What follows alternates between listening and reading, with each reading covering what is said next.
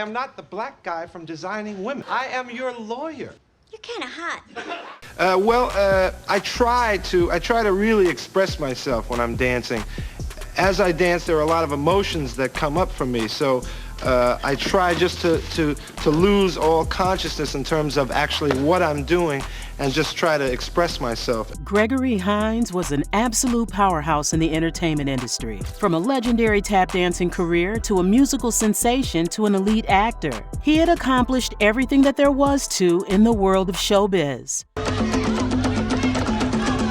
But before his untimely demise, Hines had seen his fair share of horrors behind the glamour and lights, the reality of which is only now coming to the surface. His brother's documentary about his life has revealed the true nature of business and entertainment. So what's the reality?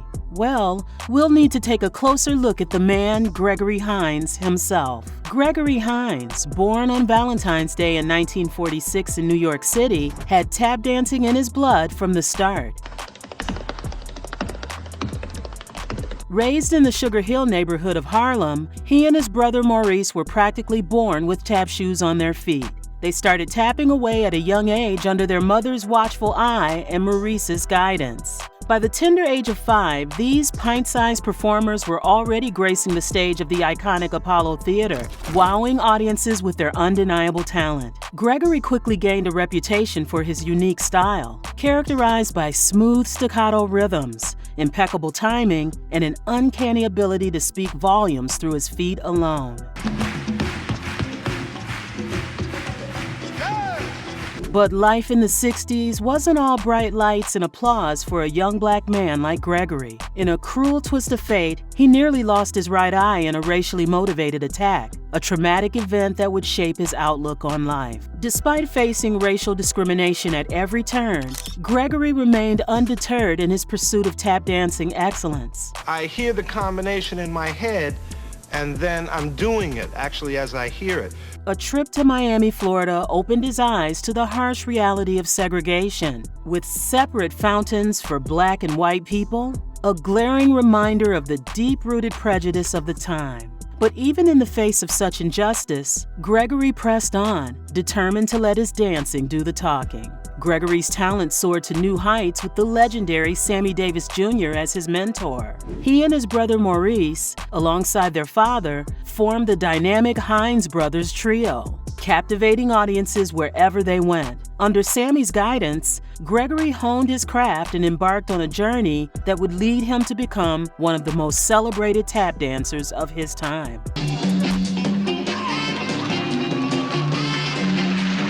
Their act, a captivating blend of rhythm and charisma, quickly earned them international acclaim, landing them tours across the globe and coveted spots on television shows. But as the sounds of rock and roll reverberated throughout the air, the popularity of tap dancing began to wane. To stay relevant, Gregory and his family infused comedy into their performances, enlisting the talents of Johnny Brown to join their troupe.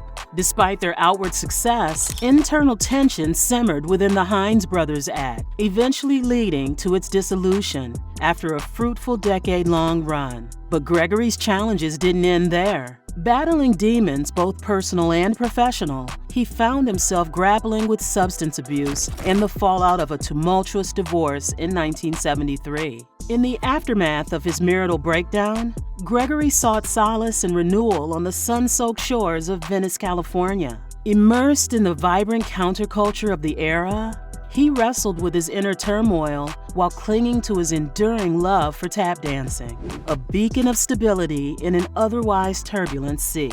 Amidst the chaos, Gregory explored new artistic avenues, venturing into the realm of music by founding the jazz rock group Severance. Despite facing setbacks, including a rejection from Warner Brothers Records, he refused to be deterred, taking on odd jobs to make ends meet while striving to support both himself and his estranged daughter.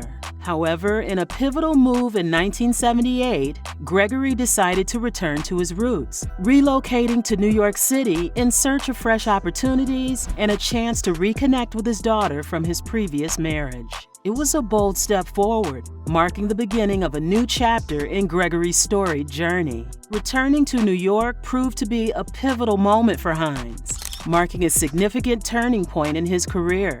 Reuniting with his brother Maurice, with whom he had endured a tumultuous relationship, Gregory found himself cast in The Last Minstrel Show, a production that showcased his unparalleled tap dancing and drumming skills. It was a triumphant return to the tap dancing scene after an 8-year hiatus, reigniting his passion for the art form. As his career gained traction, Hines secured roles in prestigious Broadway plays like Eubie and Sophisticated Ladies, garnering acclaim and earning accolades such as a Tony Award nomination for Best Featured Actor in a Musical. With each performance, his reputation as a masterful tap dancer continued to grow, propelling him further into the spotlight. Despite encountering setbacks along the way, including being unceremoniously fired from a play, Hines' unwavering determination and undeniable talent propelled him forward.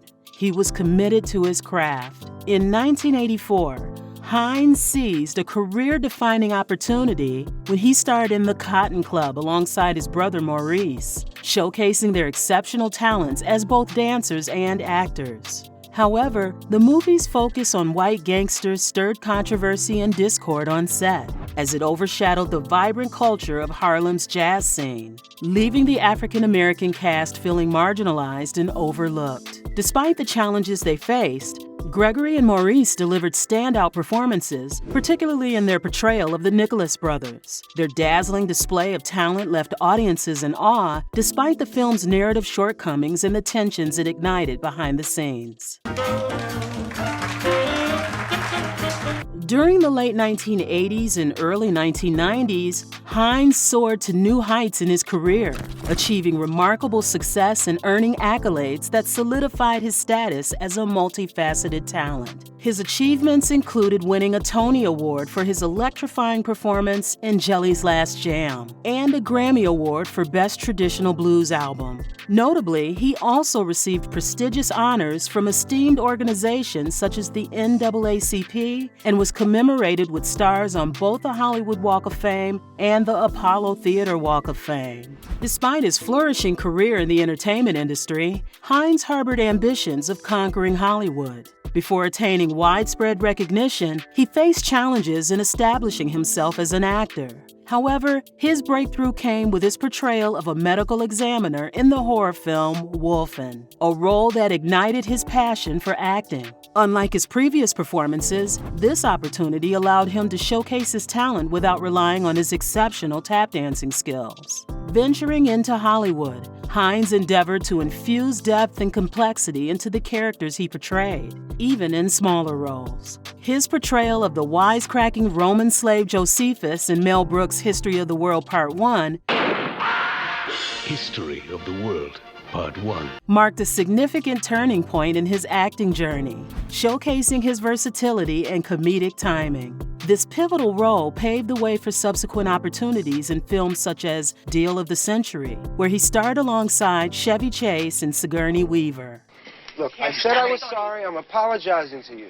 Throughout his Hollywood career, Hines continued to captivate audiences with his remarkable talent, earning acclaim for his impeccable tap dancing skills and versatility as an actor. His performances in movies like White Nights and Running Scared further solidified his reputation as a consummate entertainer. Gregory Hines was far from being just a master of tap dancing. He proved to be a true Renaissance man, showcasing his versatility by delving into the realm of music. Teaming up with the legendary Luther Vandross, he lent his smooth vocals to the duet There's Nothing Better Than Love, a chart-topping hit that left audiences mesmerized. This unexpected foray into the music industry added a new layer of depth to Hines' already multifaceted career. There's nothing better than love. Expanding his musical horizons further, Hines collaborated with Luther Vandross to secure a record deal with Epic Records. This paved the way for the release of his self-titled album, where he demonstrated his singing prowess alongside Vandross. In 1988, Hines ventured into the world of action-packed cinema, defying initial skepticism as he portrayed a plainclothes military detective in Off Limits. I can't believe that you missed all 6 shots. What are you talking about? I hit the windshield 6 times in a row. The subsequent year saw Hines taking on a role in the timeless film Tap, where he shared the screens with icons such as Sammy Davis Jr. and mentored the young sensation Savion Glover. This cinematic masterpiece marked the final film appearance of Sammy Davis Jr. and brought together a legendary ensemble of tap dancers, each showcasing their extraordinary talents on screen. Watch this. Cut it, Mo. Cut at it. Okay. As the late 1980s rolled around, Gregory Hines found himself in a unique position to elevate tap dancing back into the limelight, countering the dominance of rock and roll in mainstream culture. He took charge by creating and hosting Gregory Hines' Tap Dance in America, a PBS television special that celebrated the rich heritage of tap dancing. Through this showcase, Hines aimed to honor both seasoned tap dancers and emerging talents, ensuring that the art form continued to thrive. However, tragedy struck in 1990 with the passing of Hines' idol, Sammy Davis Jr., from throat cancer. Davis's death deeply affected Hines, who fondly remembered their poignant farewell. During their last encounter, Davis symbolically passed the torch to Hines, urging him to carry on the legacy of tap dancing. Despite the loss, Hines persevered in his career, earning accolades like another Tony Award for his portrayal of Jelly Roll Morton in 1992. Not content to rest on his laurels, Hines ventured into directing, making his debut with White Man's Burden in 1994. Little did he know, however, that he still had one more surprise up his sleeve. Despite facing considerable challenges, Gregory Hines defied the odds by securing, writing, and starring in his very own show, The Gregory Hines Show.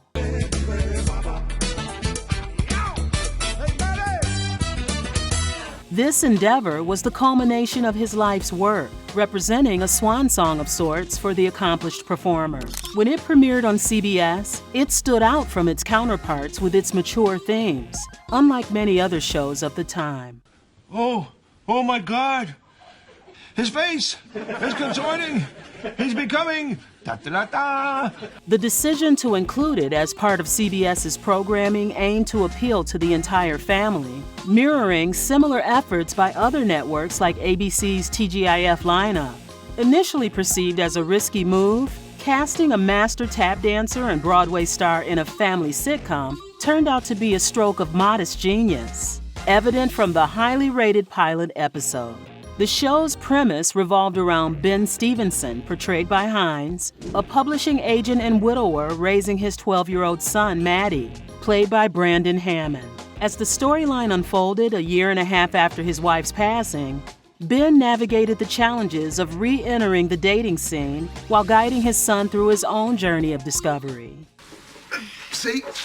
Dad, I can't believe you're doing this. What if somebody sees me? Maybe they'll help. One notable aspect of the show was the diversity among Ben's office mates, notably their skin color, which stood out in what was typically categorized as a black sitcom. This representation, coupled with the absence of racial and cultural stereotypes, was a rarity on primetime TV and likely stemmed from Hines' own experiences with racial segregation. Despite its high ratings, the series faced stiff competition from TGIF staples like Family Matters and Step by Step. Ultimately, it struggled to gain a foothold and was canceled, ending its run on February 27, 1998, after airing 15 episodes out of the 22 that were produced. In subsequent years, Hines made a few small appearances in movie roles, including Sergeant First Class Cass in 1994's Renaissance Man and Marvin King in 1995's Waiting to Exhale. Tragically, however, plans for a Waiting to Exhale sequel were thwarted by Hines' untimely passing in 2003, at the age of 57, leaving a void in the entertainment industry. He had a net worth of over $6 million. In honor of his legacy, the United States Postal Service released a postage stamp featuring Gregory Hines as part of its Black Heritage series in 2019.